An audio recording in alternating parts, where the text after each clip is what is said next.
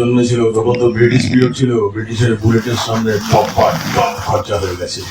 আমি আপনার সব সামান্য কারণে বুলেট খরচা করি না।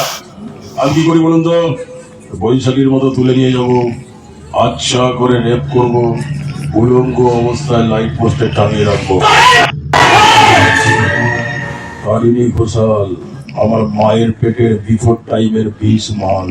চলবো বলবো আর অজগরের মতো গিলবো।